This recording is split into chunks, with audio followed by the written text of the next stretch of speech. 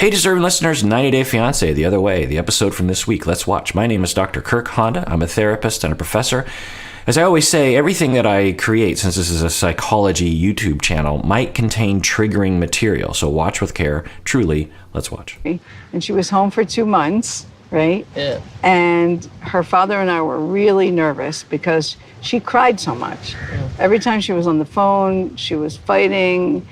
I don't know all the details, but I know that we got a lot of messages from people about what was going on. So there is so much unknown here. And because on one end of the spectrum, he was cheating with multiple women and has done that many times in his life with his previous wife as well. So we have that possibility. He doesn't seem like the type, honestly, or at least we don't see the other behaviors that would really point in that direction, but you can't judge a book by its cover in either direction. So it's possible that he was cheating and he's just really good at lying or just makes really bad decisions. There's some indication that was happening, as the mom is saying, receiving multiple messages, even from, Ari says even from his sister, who is definitely on his side, and was telling Ari, there are women coming over. There's like anyway, so we have that world. In that situation, Ari's anger and all of her threats to divorce him and potentially take his child away from him are, I guess, justified, right? Not his child away from him. I don't think cheating actually justifies taking ruining a relationship between a son and their parent, and his parent. So that's on one end of the spectrum. The other end of the spectrum, she left town even though he was begging her not to. Remember that? He was like, please, remember how much he was begging her, please, do not leave Ethiopia. Have the surgery here. I don't want you to leave. I'm terrified of what's going to happen if you leave. She leaves. And then while she's gone, she calls very frequently, because we know that she does that.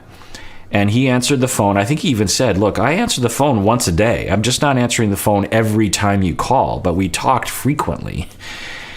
And he was suffering because he's separated from his son and he was worried about divorce. And so he's distracting himself with work, as he calls it. He is an entertainer. He does record music. He does perform dance and all, that's his job. She knew that from the beginning. That's what he is. That's his job. That's his career. And he had a bunch of people over. Some were women. What's the big deal? He works with women. If my wife was out of town and I, at my university, had colleagues over, 95% of my colleagues at the university are women. So if they came over to my house, is that somehow egregious? No, it's just working or even just socializing. From the sound of it, it sounds like there was a crowd of people. They actually set up a recording studio or something in his house. And so it sounds like there were a lot of people. And they happen to drink some beers sometime. They're grown adults. They can have a couple beers every now and then. Okay. So that's on the other end of the spectrum. Or somewhere in between. Everything depends on where we are on that spectrum, because on one end of the spectrum, he is a jerk face and Ari is rational. On the other end of the spectrum, Ari is being triggered by something in her past and is completely irrational. And as she was ramping up her irrationality, it was triggering him to withdraw because he was like, I can't deal with this, because he doesn't know how. And he just stopped, responding to her phone calls. Now, I know a lot of people in the comment section like to think we know where we are on that spectrum. We do not know. Unless you have some special knowledge, which I doubt that you do, anything that would really definitively, like literally a confession from him or a video of him cheating or something. We just have no idea. And so that's hard. And as a therapist, and I know some of you are clinicians, it's an incredible skill to develop, a very important skill to develop as a therapist, to be able to sit with that ambiguity, especially in therapy when you're talking about relationships. People come in and they talk about things, and you have to say, where, because if Ari came into therapy, and a lot of Aris do come into therapy, imagine what you would hear. It would be like, oh, it sounds like cheating. But as a therapist, you have to be able to hold out for the fact that the other person isn't in the room, and if they were there, you would hear a different side of the story. People can be distorted. People have irrational triggers, meaning the triggers that can cause them to be irrational. They have rational triggers that cause them to be irrational. And so it's important as a therapist to be, you don't want to question your clients like, well, I don't know, that sounds fishy to me. It just hold out for a possibility of like, well, who knows what really happened. I don't know. So let's say they came into my office, because this would happen. And I'm sitting there like, because a lot depends on that. Let's say that I try to figure it out, because it would be useful for me to know, is he cheating or is he not? Is he cheating or is he just having friends over? Because, it's a big difference, right? And to his house, by the way, I just want to remind people, if we're on this side of the spectrum, he's having friends over to his house. It's his house. He can have friends over to his house, right? So anyway, especially when she's not there, because this doesn't bother her, anyway. So but again, if he's cheating, then yikes. Okay. Now, let's say they come in and I try to figure it out. Let's say I don't figure it out. And that would happen sometimes, situations like this present in couples therapy. And I'm just like, well, there's, Ari is saying this and Biniyam is saying that. I don't know which one is true, but I do know one thing. And that is that they're triggering each other clearly. She triggers him to withdraw because he doesn't know what to do and he's scared and hurt.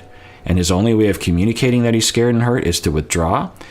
And he is triggering her to attack and to reject him and to threaten divorce, to threaten taking his child away from him through his withdrawal, through his avoidance, through his kind of blankness.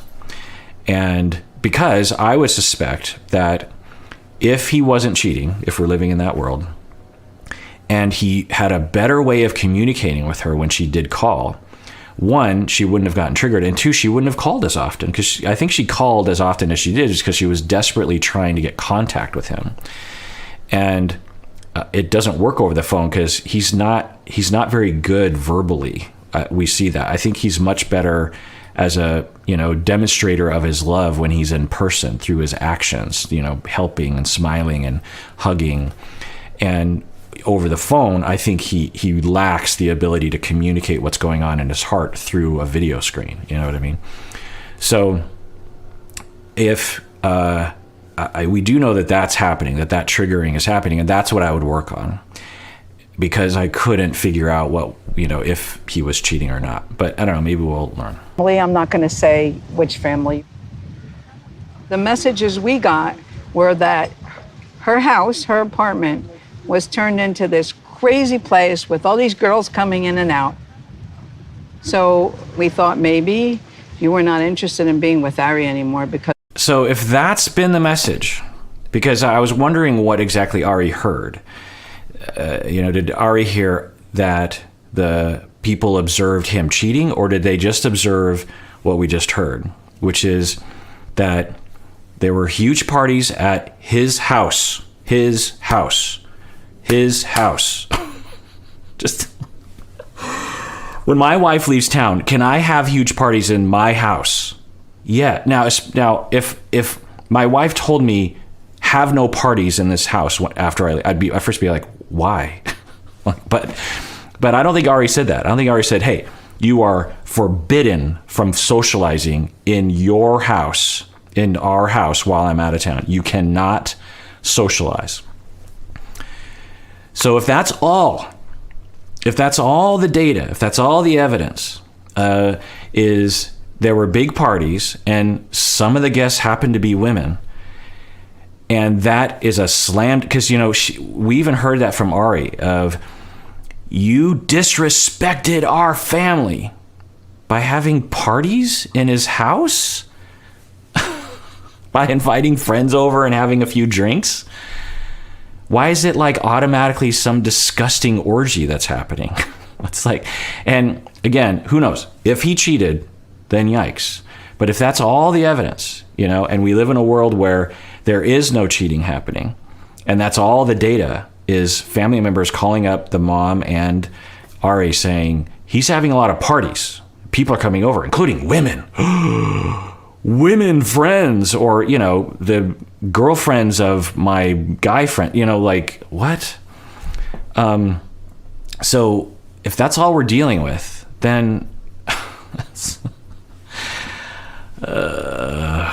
and then I have to wonder, is there some other element to here of just like that Biniyam doesn't have the right, he doesn't have as much power in the relationship, like he's a child, like he's a teenager inviting people over while mommy is gone. You know, we could see that dynamic kind of being at play. We could see that narrative being at play. Now, if he's cheating, which is a huge if and a big maybe, then wow, then yeah, these were all signs of that whole thing, and then Ari and the mom have every right to be concerned.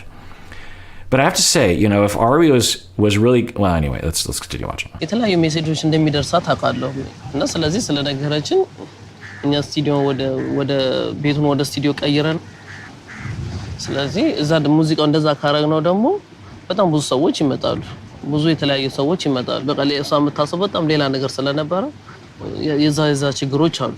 Okay, so I don't doubt his narrative, but the way he avoids is the way he, like, because avoidant people tend to give like extremely limited information, and the other way that he could be saying, right, you know, that would be more convincing would be something like, hey, yeah, I turned the house into a recording studio while she was gone. It was just a distraction. I missed her. I missed the kid, and I thought, you know, while she's gone, maybe I'll just get a lot of work done because I know she doesn't like it when I work that much. And so I brought everything into the house, and most of the time it was just work. And yeah, they would bring some friends over who happened to be women. I didn't even really talk to them that much. And then occasionally we would have big parties, you know, like once a week or something. Yeah, there was a few times when I had a lot of people over. And, you know, I could see how that would look bad, but nothing bad happened. It was just a party. Yeah, but he doesn't say that. What he says is, I was just working, you know, it's this kind of backpedaling, and it in the absence of that other information, it looks shady, because it's like, well, how come you're not acknowledging the fact that you had legit, you know, parties where a lot of people are coming, to the fact that your family members were reaching out to Ari and her mother. It wasn't just a few people over for work. It must have been something bigger than that. So, and for the record, I believe him. If I was to put my money down on something, I would say that he didn't cheat, but I don't know.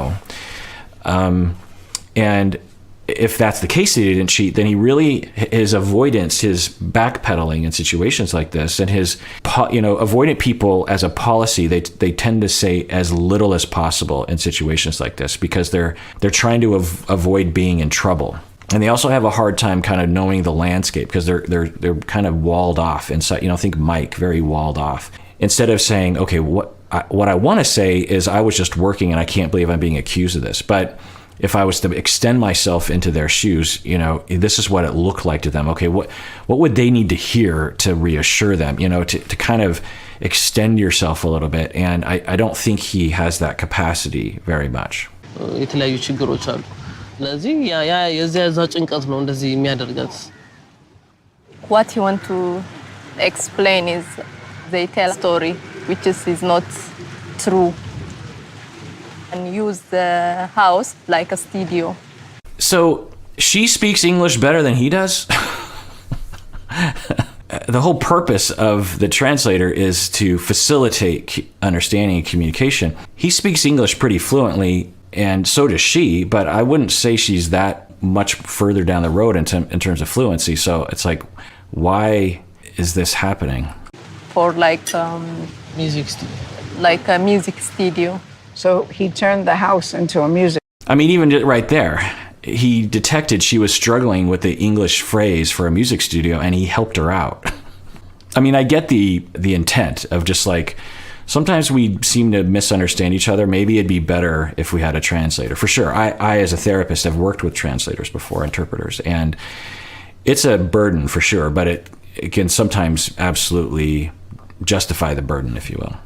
Because essentially, you know, imagine in therapy, everything goes through another person.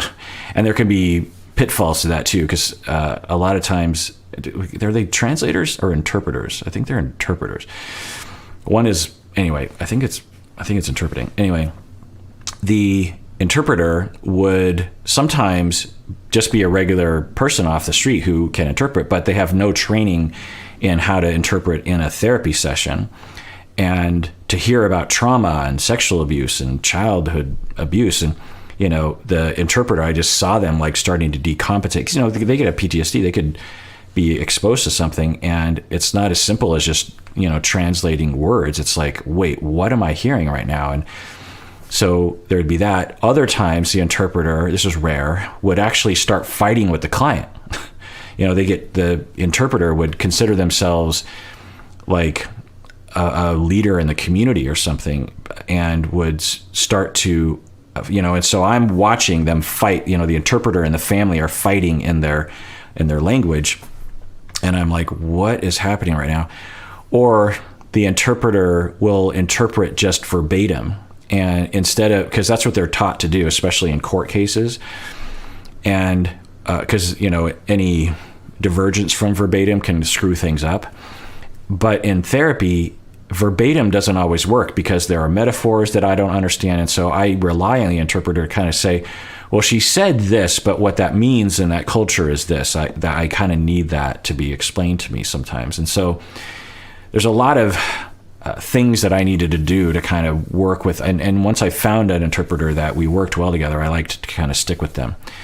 But anyway, so I get it, but I don't know if this is really necessary given the interpreter's level of fluency in English. Place, there will come so many different people. So that's why maybe she gets depression. She was very upset. Upset, and she's getting annoyed. So she lost trust in you because she didn't know what was happening. And then she thought you didn't love her anymore and you had somebody else. Okay. The mom, I don't know, sounds like she's interpreting it in the direction that I think is true, which is that he didn't cheat and the situation just triggered her. She got more and more upset, and then that caused him to withdraw, So it'd be interesting if the mom was on board with that. It'd be interesting if the mom was like, yeah, I don't think he cheated. I think the circumstances just kind of triggered Ari. Because if the mom interprets it that way, that points in a direction that the mom kind of knows Ari and knows that she has relational and abandonment traumas that result in her seeing abandonment and betrayal when it doesn't actually exist. But I don't know. Let's continue watching. Ari was going, did you cheat on Ari? No. I just had to ask. No, that's what she's thinking, but no, it is not like that. Absolutely, it is not like that. So he could be more convincing if he could talk more about, other kinds of things like, no, absolutely not, because I love her and I would do anything for her, and of course I wouldn't cheat on her. I mean, I would never jeopardize. But because, one, I don't think he's in strong connection with his emotions. Just imagine if someone asked you, just out of the blue, are you cheating? And they really kind of thought like it's a 50-50 thing. Are you cheating? You wouldn't just be like, no, I am not. You'd be like, especially if it's your partner or your partner's mom. I don't know. If someone asked me that question, I'd be like, no. Like, no, that's awful. Like, that would make me feel absolutely terrible about myself. I would never want to ruin my marriage with my wife. I love her, and that's not who I am as a human being. Like, that would just be atrocious, And another part of that would be something like, but I can see how she would think that based on what she heard. But no, but I get where she's coming from, and I think it's great that she doesn't want me to cheat, because that shows me that she cares about, just something more elaborate to point in the direction of that you understand. It's not like, hey, would you like some more Spam and eggs? No. Although Spam and eggs, yum. Anyway, Japanese American, we have a thing with Spam.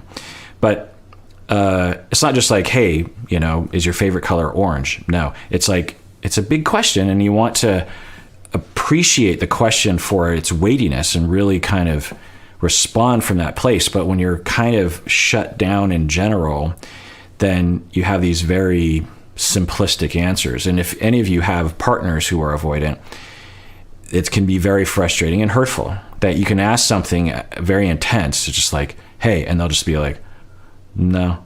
And you're like, you're answering the question, but give me more. There's not another girl in your life. If I have another girl, why I'm coming here? Like, Yeah, just like something. that's the like- question. I believe he's telling me the truth that he did not cheat on Ari. Okay, that says a lot, because the mom knows a thousand times more what we know as viewers. She's been there. She's heard the accusations. She knows Ari. She knows Biniyam much better than we would. So I'm so glad that we heard that one way or the other. But I'm also kind of glad as well that she's confirming what I was guessing to be true, that he did not cheat on her. Now, maybe he did. She doesn't know. But based on all the data that she has available to her, which is, of course, a lot more than we do, she is saying, and she seems like a very level-headed person, and she has every reason to be skeptical of him, right, and protective of her daughter. But I think that says a lot. I think that what it tells me is that the mom knows Ari well and knows that she can overreact, because Ari is convinced, but the mom is not, based on the same data. That tells us something about Ari's relational wounds and her distortions. There's a lot of visual cues to someone's answer. So I feel relieved that he said no and that his eyes said no also. Well, now that's silly. If you ask someone if they cheated and they've already refuted it and they just say no, that doesn't say anything. I suspect that she's not just basing, because I'm guessing a lot of viewers are like, that mom's an idiot. Like, of course a cheater is just going to deny it. I'm guessing, because the mom seems very level-headed, and she seems very careful and cautious and protective of her daughter, Ari. So I'm guessing that she's basing her conclusion on a lot more than just the fact that he said no. You know, she's thinking just like that because maybe she doesn't trust me. Just, But why wasn't she trusting you? I know I lied to her before, like something, because I don't want problem, just like that. But like, telling the truth is always better. Right. So, and I've talked about that before, that in his avoidance, because as they trigger each other and she gets more aggressive and accusatory and angry at him, he starts to withdraw and passively aggressive avoid her as a way of trying to communicate that he doesn't like how she's being treated, which is not an effective way of doing that. Of course, triggers her. He will lie. While they were even in town together, she will say, "Where were you last night?" And where he was possibly was with his friends drinking, because he just needs to stay out of the house because he just needs a break from her sometimes, maybe. Or he just wants to hang out with his friends. But he will lie to her and say, "Oh, I was working." And then Ari will check on that and find he's not working. He's out with his friends. And when you lie about stuff like that, you open the door to a whole other set of paranoias for someone. You lie to someone like that, you're just like, well, what else are they lying to me about?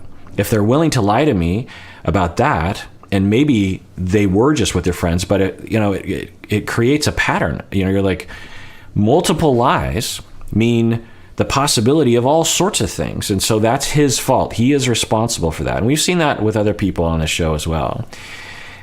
So that's not okay. In the same way, I get their attachment reactivity, but it doesn't excuse his lying, and it doesn't excuse her taking his son away from him. ላሪ ብዙ ነገር ዋሽቻታለሁ። አንዳንድ ጊዜ እሷ የማትፈልጋቸው ጓደኞቼ ጋር ሄጄ አውቃለሁ። ሳትኖራ ሳትቀር ወይ ክለብ ወጥቼ አውቃለሁ። እየተሻለ ነው ከሷ ጋርም ጸብ ላለመፍጠር እሷን ለማስረዳት በጣም ብዙ ጭቅጭቅና እኮ። Now, I don't know where he got that from. Maybe he was like that even before his parents died. Maybe he developed that after. But either way, dysfunctional Biniyam. I knew there would be an argument, so I lied. No, people, no. Tell the truth. face up to it. You're just pushing, you're just kicking the can down the road, and the can is going to be 10,000 cans when you keep kicking the cans down the road. So no, Biniyam, not okay. Tell the truth. Face the music. Say, you know what? I'm going to a club that I know you don't approve of. I'm hanging out with friends that I know you don't approve of, but we can talk about it when I get home. Or, I know you don't like this, but I'm hanging out with friends. Or, I don't want to tell you where I'm going because I know you're going to get mad at me. Don't lie though, people. Stop lying, Biniyam. You have created this problem by lying. ግርግር ከማወራ አሁን ሳስበው ምን አለ ባልዋሸዋት ብዬ አስባለሁ። ግን በወቅቱ ግን ከጭቅጭቅ ለመራቅ ብዬ ያደረኩት ነገር ግን ጭራሽ እሷን አሁን እንድጠራጥረኝ አረጋታለሁ። Okay, good. So he's recognizing that. I doubt he's going to stop doing it, though, because I don't see any change to their dynamic without couples therapy. It's only gotten worse over time. So, because it's one thing to be like, it's more convenient if I lie. It's another thing when you're really hurt and angry and you have no way of processing that, communicating that, and you're just like, because I've seen this before. I've worked with people like Biniyam before, and they will come to this realization of like, I'm avoiding confrontation by lying, which of course causes more suspicion. Maybe I shouldn't do that. And then they continue to do it because in the moment they have no other option that they feel is available to them. And that's where couples therapy comes in. We have to help him to be able to be more assertive. And that takes a long time to be able to just stand up and say, look, wife of mine, I am going to hang out with that friend and you can't tell me I can't hang out with him. And I know you think he's a bad influence, but he's not a bad influence. He's fine. Does he have some questionable behaviors? Sure. But he's my friend and I get to pick my friends, right? As long as they don't harm you or me, so stop trying to do that to me, And whatever influence you think he has on me, let's talk about it. Let's talk like, hey, what do you think he's doing to me? Well, I think he's turning you into a ladies' man.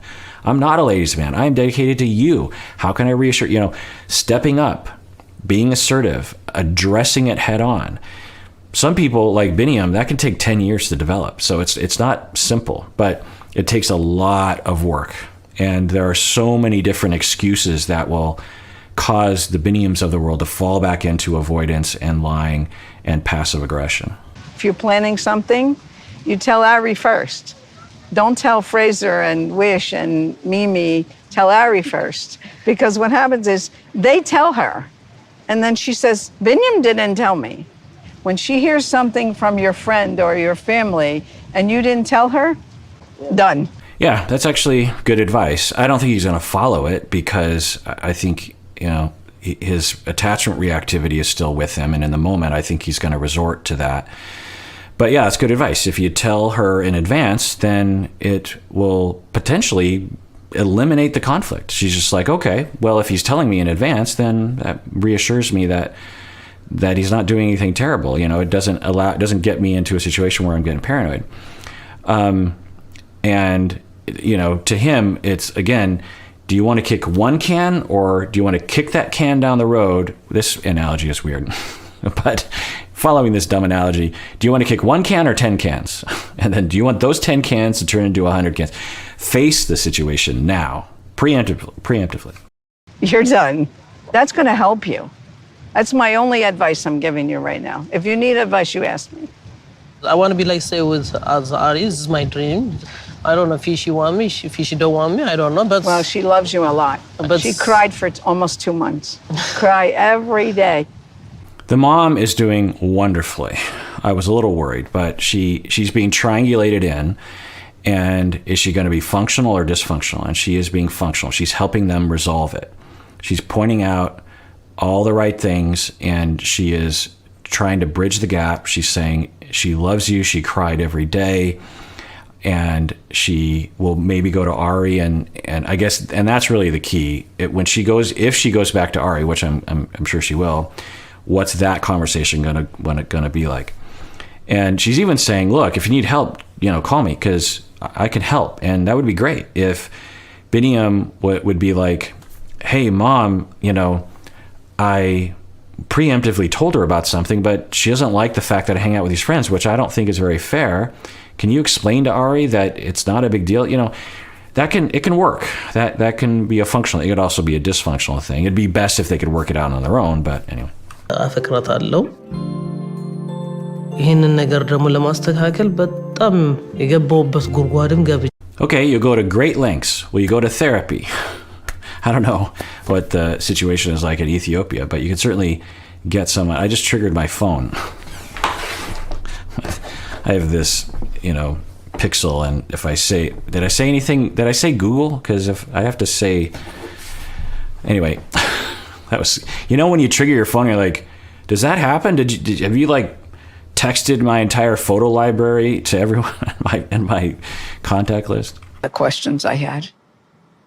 What do you think? Yeah, we did a nice conversation. We're talking about how do we fix it.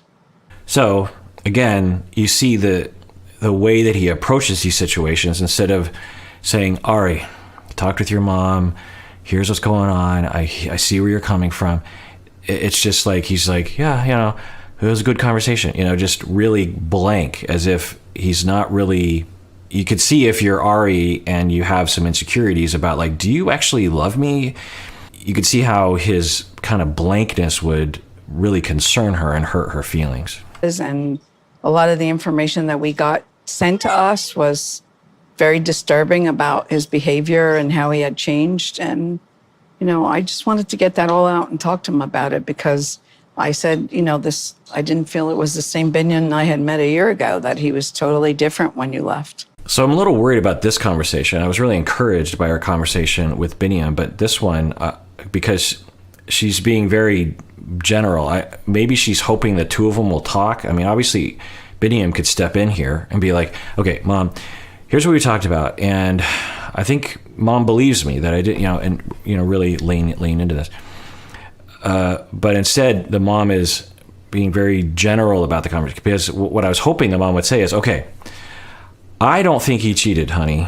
I think what happened was the two of you were triggering each other. That would be my hope, but she's being very on the heels. So, because if she doesn't somehow interrupt the pattern, the Ari Biniyam trigger machine is going to kick in here in a second, which really, really concerns me. Right now, this is the important moment. You're here together. I'll be going soon. It should be just the two of you with Avi. And you're going to have to talk to each other about what you guys want. You have your life and he's got his. Is it going to be together with Avi? Is it going to be separate? This is frustrating because I was so encouraged. I wonder if the mom is scared of Ariela, because I detect that. I detect kind of I don't know, maybe I'm just projecting, but I think it's possible that the mom wants to say, Ari, I think you were triggered, understandably, but you became distorted in your assumption that he was cheating. I could see how you would, would believe that, but I don't think he was. I think he was just having parties at the house. And I heard everything that you heard from all the family members and everyone else, and given what I know, I just don't think it happened. I think that's a key bit of information I think Ari would benefit from, because that's a key distinction. If Ari believes that he cheated, then it absolutely necessitates her taking actions, to separate and maybe take his kid away from him by the fact that she wants to live in the States.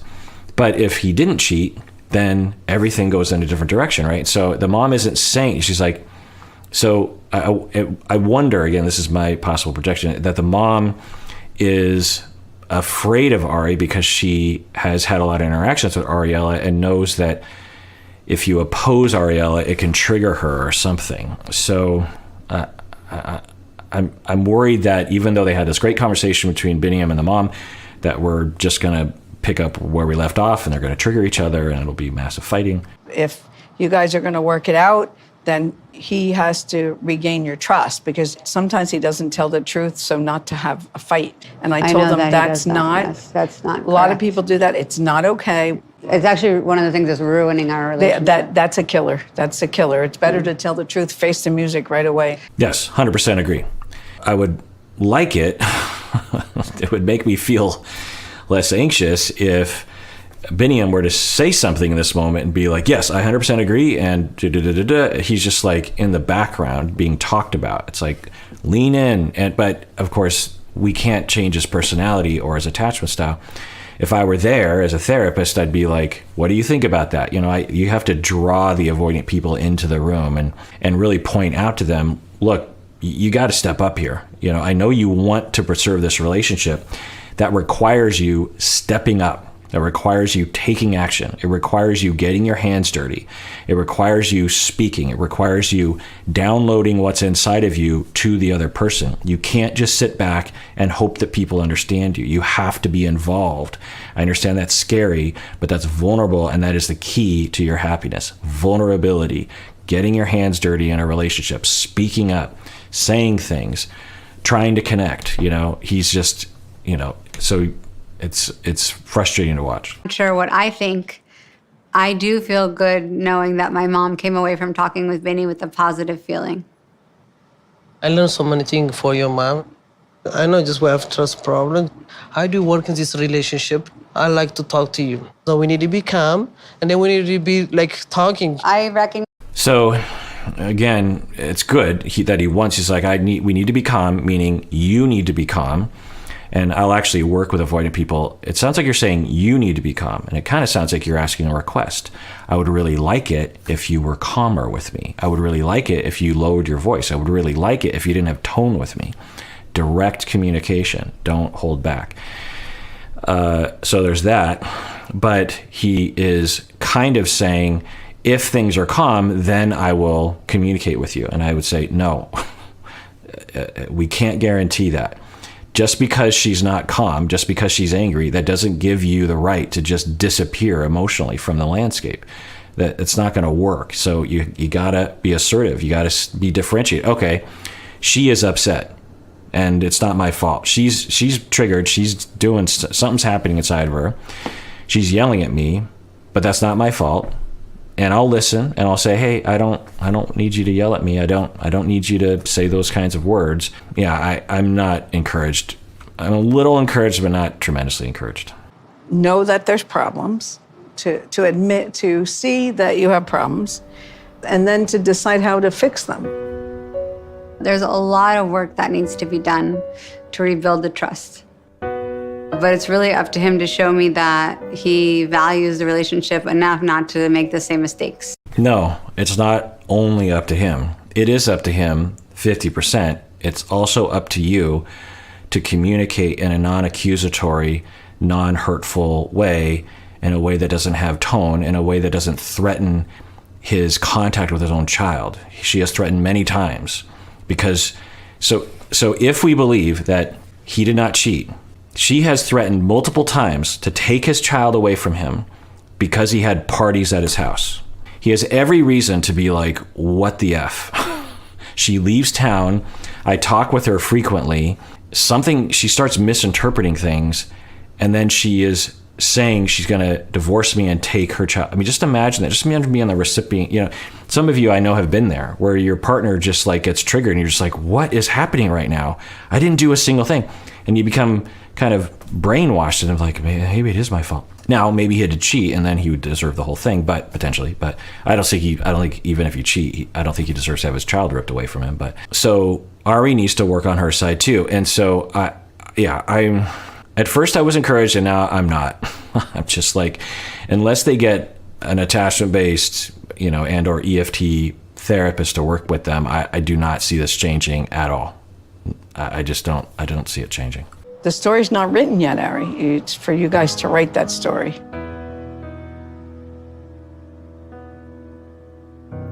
All right, well, that does it for that episode of Psychology in Seattle. Everyone out there, please take care of yourself because you deserve it. You really, really do.